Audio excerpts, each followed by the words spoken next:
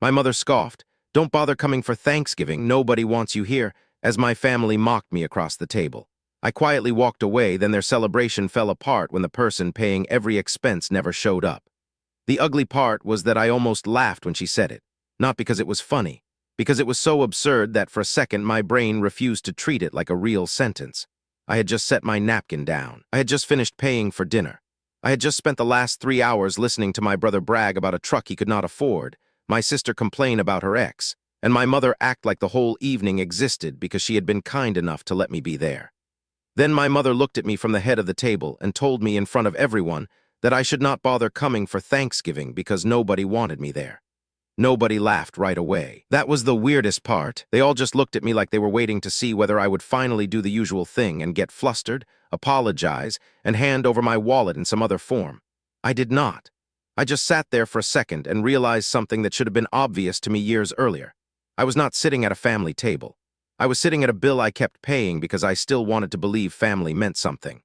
I had been carrying my mother for almost 8 years by then, not in some dramatic way, not in a saintly way, just in the boring, exhausting spreadsheet and auto-pay kind of way that nobody notices until you stop doing it. The mortgage on her house was in my name. The utilities were in my name. The internet was in my name. The home insurance had my bank account attached to it. The Thanksgiving dinner we were sitting at had been booked with my card. The deposit for the private room had come out of my checking account. The dessert trays had been ordered through my grocery delivery account. The only thing I had ever asked for in return was basic decency. That apparently was too much, so I stood up. I picked up my keys, and I walked out while they were still sitting there pretending they had not just crossed a line they could never uncross. At the time, I did not know exactly how ugly the fallout would get. I only knew that I was done being the person who made sure everything kept moving while everybody else acted entitled to the results. I did not even slam the door. I think that bothered them more than if I had. I am 36 now. This all started when I was 28 and my dad died. He had a heart attack at work. He was gone before my mother even reached the hospital. That was the first time I saw my mother look genuinely lost. Not the loud kind of lost. The kind that makes a grown person stand in a kitchen and stare at the counter for 10 full minutes because they cannot figure out what to do next. I moved back into my childhood home for 3 months after the funeral. That was supposed to be temporary. My mother had a part-time job at the time and some retirement savings, but the mortgage was bigger than she had admitted to anyone. My older sister had 2 kids and a husband who treated employment like it was optional. My younger brother was between jobs in the way people are always between jobs when they do not want to call it unemployment. So I stepped in. I was making decent money then, not rich, just stable. I had a good job, no kids, no debt besides a car payment, and enough savings that I thought I could help for a little while without wrecking myself. My mother cried when I offered. I remember that clearly. She acted like I had handed her the moon. She said I could pay the mortgage until she got back on her feet. Then the refinance happened. Then the insurance changed. Then the property tax bill came due. Then the water heater died. Then the roof started leaking. Then the idea that I was helping for a little while quietly turned into me becoming the person whose name was attached to every emergency. I should have been more careful. I know that now. At the time, I told myself this was what a decent son did. I also told myself that if I stayed organized and kept track of everything, it would stay fair. That part makes me sound smarter than I was. The truth is I knew enough to be suspicious, and not enough to want to pick a fight with a grieving mother over money, so I did what I always do when something feels off. I made a spreadsheet. I logged every transfer. I saved every receipt. I started a folder in my email just for household bills. I downloaded statements every month. I kept screenshots of auto-pay confirmations. I did not do it because I expected betrayal. I did it because I have always believed that if I am going to help people, I should at least know the actual numbers. That turned out to matter a lot more than I ever wanted. The first year after my dad died, I paid the mortgage and the utilities and a few repairs. The second year, I was also covering the internet, garbage, and the car insurance on my mother's old sedan because her rate somehow tripled after she got a speeding ticket she swore had been unfair. The third year, Thanksgiving stopped being a potluck at her house and started becoming a private room at a restaurant across town because cooking for 20 people was apparently too much work for everyone except me. That change happened in the most ridiculous way possible. My sister had announced she was too stressed to host. My brother had announced his apartment was too small. My mother had said her oven was acting up. By the end of the conversation, everyone had somehow agreed that I should handle the reservation because I was the most responsible. That is how it always happened. Nobody would directly ask me to be the sucker. They would just describe a situation long enough until I volunteered to fix it. I was younger then and still weirdly proud of being the one everybody could count on. That sounds noble until you realize it often means everybody counts on you precisely because they know you will not make a scene. So I booked the room. I put the deposit on my card. I paid for the banquet minimum. I covered the cake order. I covered the tip. I covered parking for my mother because she hated parking garages and would circle forever if nobody stepped in. The family treated it like a tradition after that. They never thanked me in any meaningful way. They just started acting like I had always been the Thanksgiving sponsor. By the time this year rolled around, I had been doing it long enough that my mother did not even ask whether I wanted to keep the tradition going. She simply sent me a text with the restaurant name, the number of guests, and a note saying it would be easier if I handled the deposit again. I told myself I could do one more holiday. That was a lie, and I knew it even as I agreed. I was already annoyed before Thanksgiving even got here. For one thing, the mortgage on my mother's house had been creeping up because of an escrow shortage. For another, my brother had asked me in September if I would be willing to help him with a down payment on a used truck. He said he needed it for work. Then, 2 weeks later, I saw the truck in the driveway. It was not used in the way I had pictured. It was a newer model with a ridiculous payment, huge wheels, and a payment sticker on the windshield that made me wince. I did not say anything at first. Then I noticed my sister had started dropping hints about needing money for her oldest kid's school expenses. Then my mother mentioned the home insurance deductible in a tone that suggested I should not make a big deal about it. So I did something I had not done in years. I started looking closer. I pulled every statement from the last 12 months. I printed them. I highlighted them. I sat at my kitchen table on a Thursday night with 3 pens and a stack of papers like I was studying for an exam. What I found did not make me angry right away. It made me tired. There was the mortgage payment. There was the electric bill. There was the water bill. There was the trash collection fee. There was the internet. There was a quarterly pest service I had never heard of but had been paying for since spring. There was a charge for a home warranty plan I did not remember agreeing to. There was a lawn service invoice. There was a plumbing repair. There was a payment to a veterinary clinic that turned out to be for my sister's dog after the dog ate a sock and my mother, somehow, had used the household fund to cover it. There was a restaurant bill from a month earlier that was supposed to be a family lunch for my mother's birthday, but the amount was high enough that I remembered the waiter bringing extra bottles of wine. That wine had not been for me. Then there were the weird little recurring things that never made sense until they piled up. Gas station charges near my brother's apartment, a pharmacy charge near my sister's office, a monthly subscription for a meal kit none of us used, a utility payment that was set on a date when I was out of town and should not have been touched at all. I felt stupid when I saw it all laid out, not because the money was gone, because I had spent years believing that if I was careful and kind, the mess would remain reasonable. It was not reasonable. It was just hidden under layers of family noise. My mother had become very good at making everything sound temporary. That was her gift. If I brought up money, she would talk about timing. If I brought up timing, she would talk about the kids. If I brought up the kids, she would talk about how hard her life had become after my father died. If I brought up my father, she would cry. And then I would feel awful for even bringing it up in the first place. So I stopped bringing things up. That was a mistake. The worst part was that I had started to notice my own resentment showing up in places it should not have. I would hear my sister complain about gas prices and think about the mortgage. I would hear my brother laugh about being broke and think about the insurance premium. I would hear my mother say we should all help family and think about the fact that I was the only one actually doing it. Still, I kept quiet. I kept paying. I kept telling myself there would be a better time to talk. Then Thanksgiving landed and made the whole thing impossible to ignore. The restaurant was one of those mid-range family places with a private room in back. Nothing fancy. Nothing terrible. Just expensive enough that nobody wanted to split the bill afterward. My mother liked it because she did not have to host. My sister liked it because she did not have to clean. My brother liked it because the bar was close enough to make him feel like the evening would turn into a night out if he got bored. I liked it because I had quietly decided a few years earlier that if I was going to keep footing the bill, I at least wanted the carpet to be easier to vacuum. That sounds bitter. I was bitter. I was also tired.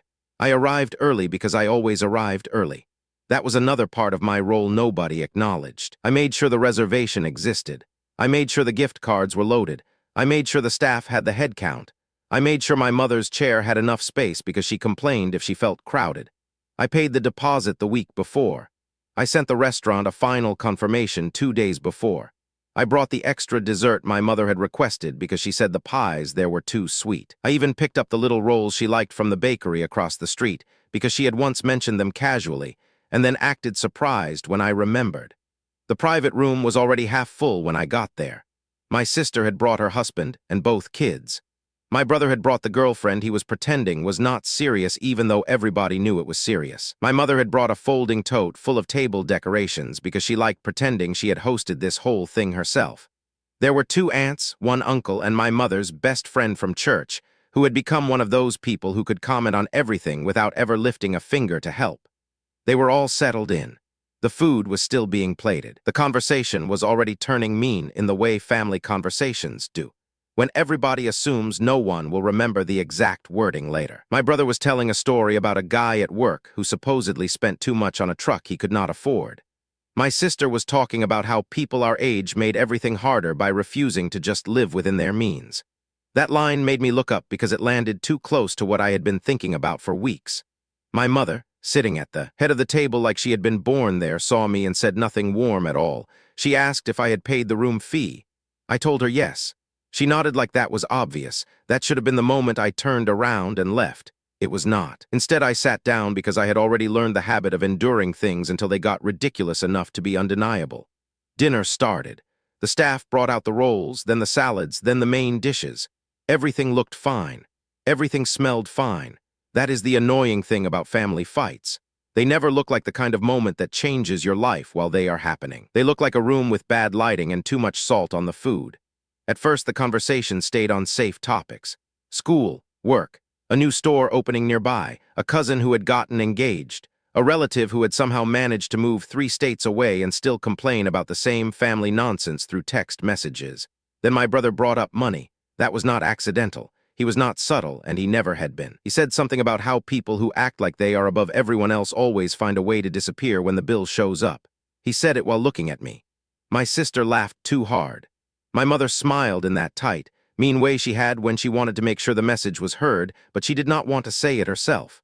I asked, calmly, whether he was talking about the reservation I had paid for. My brother shrugged and said he was talking about people who act too busy to help, but somehow always have opinions. That should have been the end of it. It was not. My sister started talking about how exhausting it was watching one family member act like he was carrying everybody when he never even had a wife or kids. She said that last part in a voice that made it clear she thought it was both an insult and a diagnosis. My mother joined in by saying that not everyone was built to contribute equally.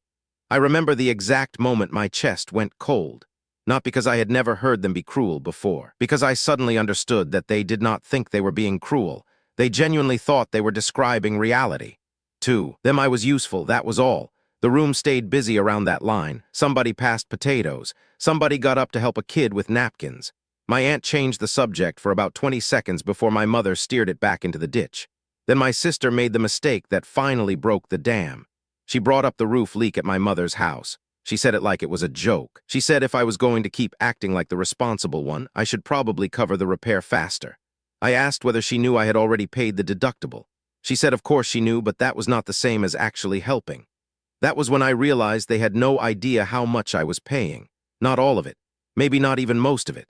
They just knew I was the guy who kept showing up with a card and a quiet face and a habit of making things work. My mother leaned back in her chair and said she was tired of me acting like a martyr. Then she told me that if I was going to sit there making everyone uncomfortable, I should not bother coming for Thanksgiving next year because nobody wanted me here anyway. The room did not go silent. It just got quiet in a way that made every fork scrape against every plate sound like a decision being made. I looked at her. She looked back like she expected me to fight. I do not know why that was the moment.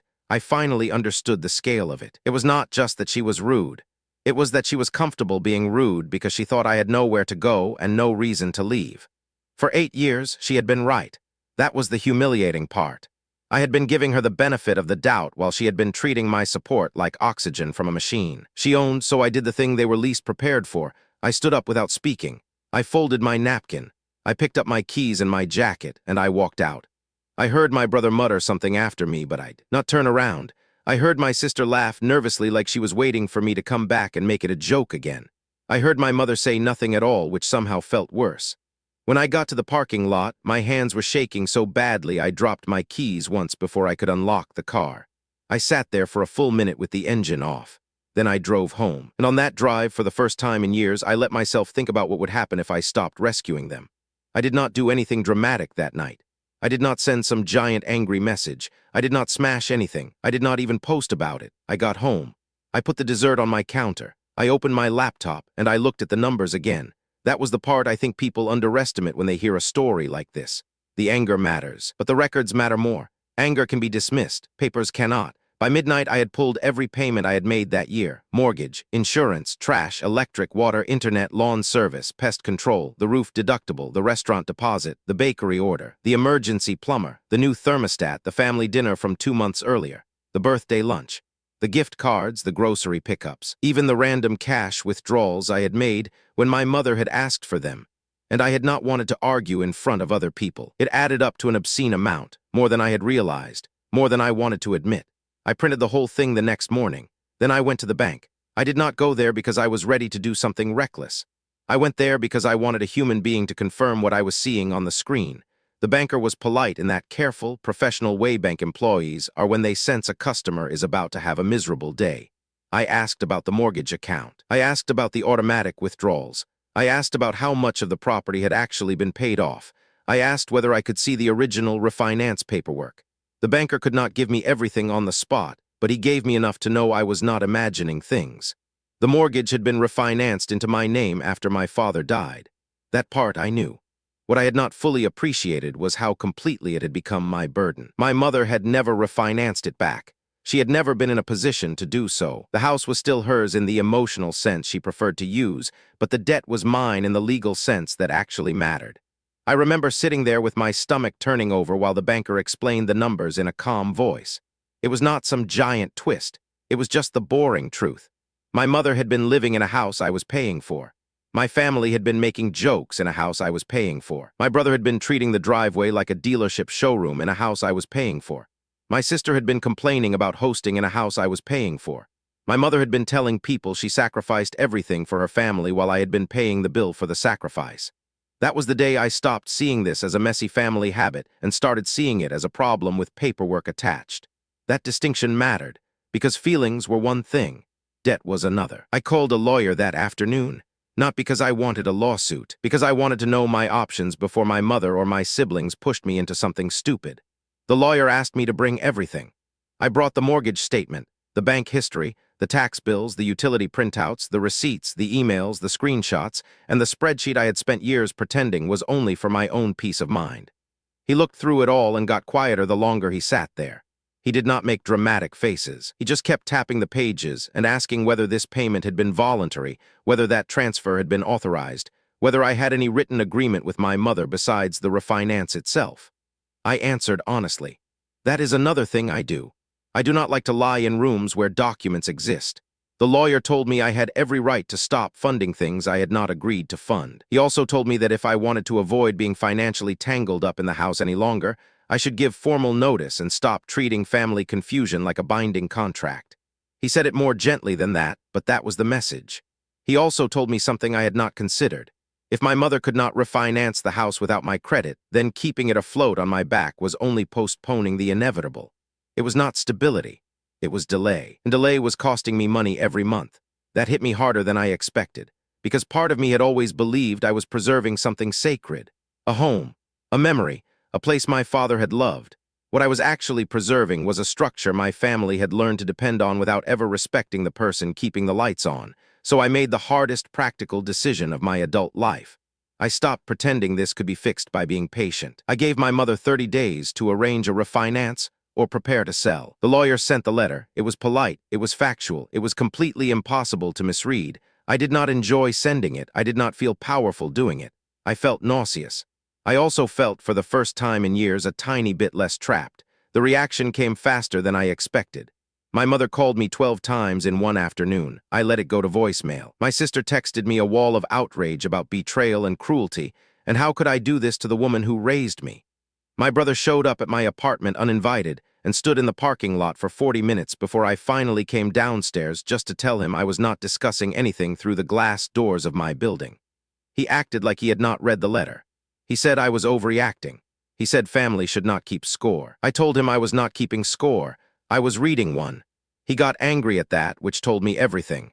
People who benefit from your silence hate being reminded that silence is not agreement. The next few days were a blur of calls, messages, and awkward half-apologies from people who only wanted me to stop making the problem visible. My mother eventually called from a number I almost did not recognize because she was crying so hard her voice kept cracking. She did not apologize at first. She said she was scared. She said she had counted on me. She said she did not understand why I had to be so cold. That was the closest she came to admitting anything without actually admitting it. I told her I had spent 8 years making sure she did not lose the house. I told her I had covered the mortgage, the repairs, the taxes, the utilities, the insurance, and the holiday expenses while she and the others treated me like I was merely being convenient. I told her that if nobody wanted me at Thanksgiving, then they could finally celebrate without my card. That part was not mean. It was factual. She did not have a response to that. She just cried harder. I know some people hear that and think I should have softened. Maybe they are right, but I had already been soft for years, and softness had not protected me from anything. The private room bill at the restaurant became the first public crack in the whole setup. I learned about it the next day when my sister called in a panic to ask why the payment had not gone through. That call was not as satisfying as people imagine revenge calls to be.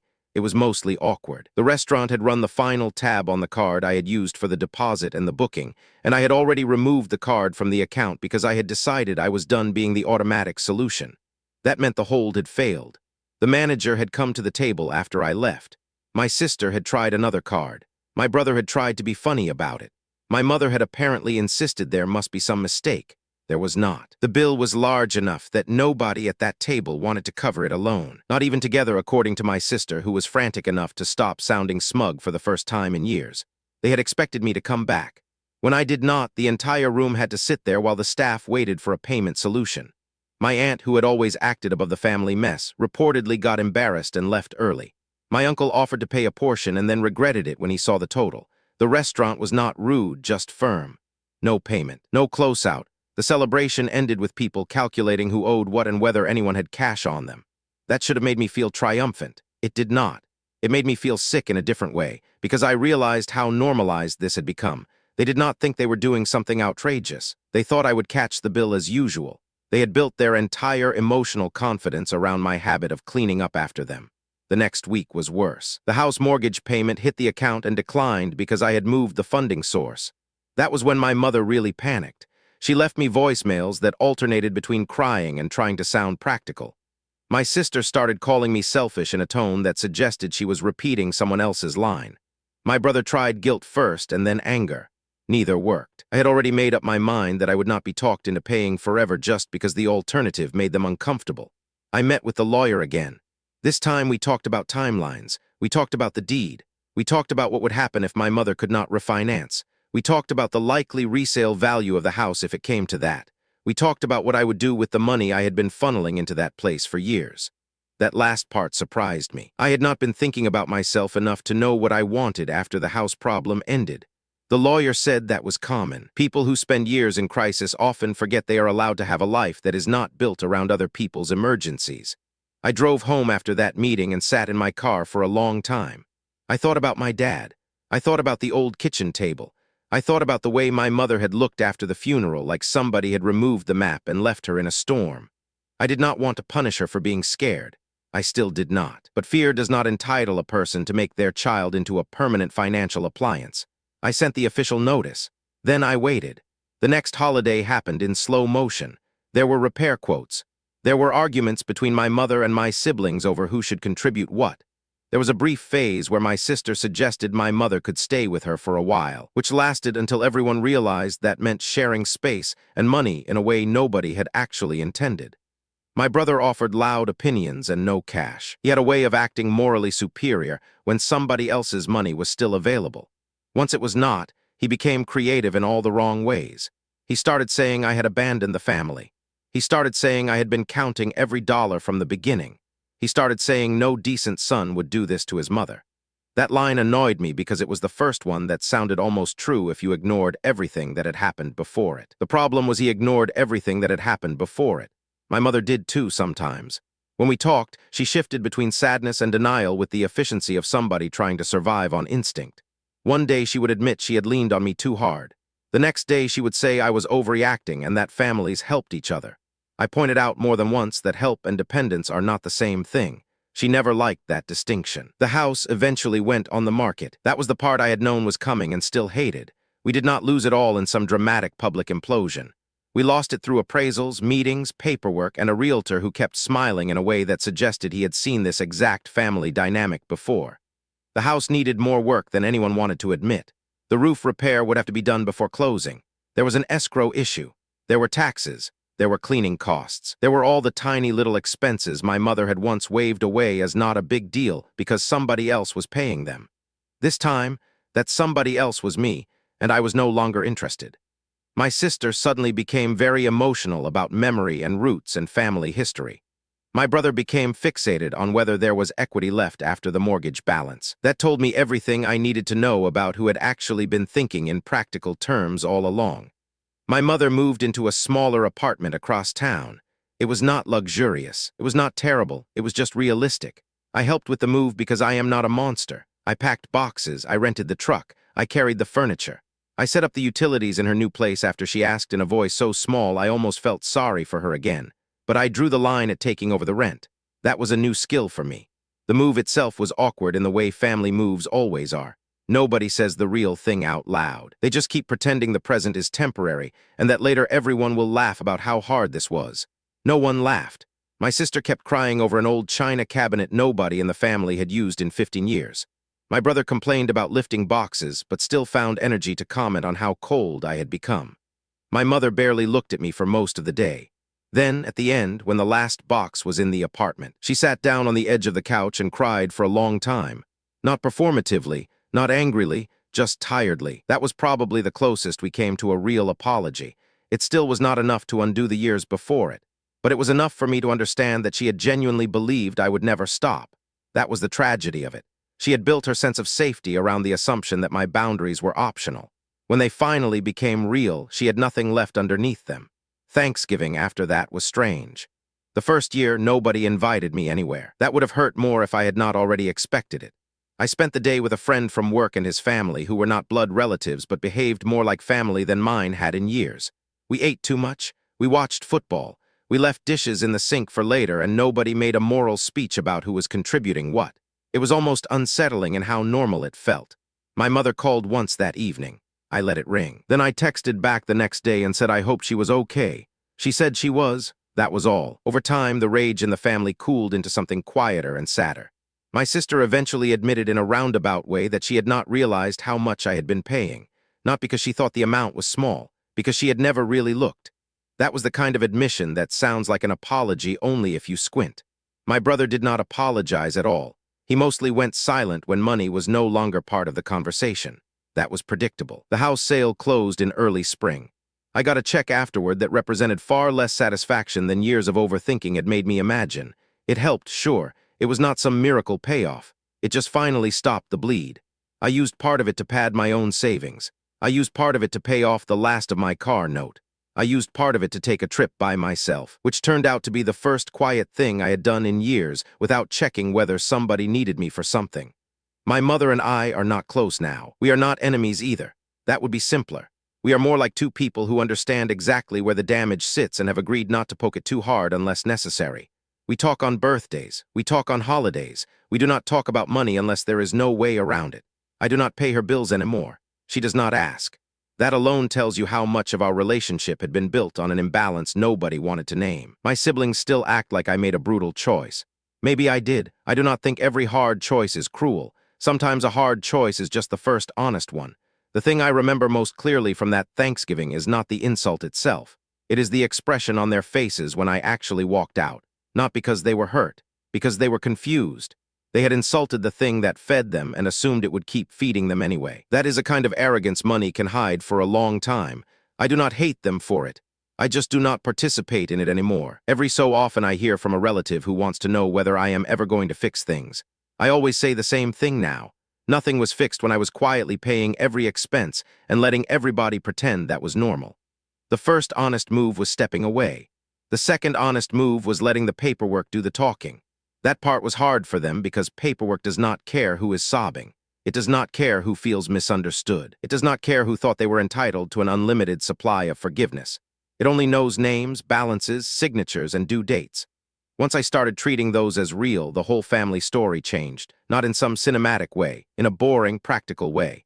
The kind that actually lasts. The house is gone. The mortgage is gone. The restaurant reservation tradition is gone. The private room nobody appreciated is gone. The habit of my family waiting for me to rescue the evening is gone. And honestly, so is a lot of resentment I had not realized I was carrying. I still get sad sometimes when I think about my dad. I still get annoyed when I see people casually misuse family as an excuse. I still keep records because some habits are worth keeping. But I sleep better now. My bank account looks sane. My weekends are quieter. I buy groceries for myself and do not feel guilty when nobody else benefits. I go to Thanksgiving only when I actually want to be there. And when I do, I make sure the person saying grace is not also the person paying every expense. That part changed everything.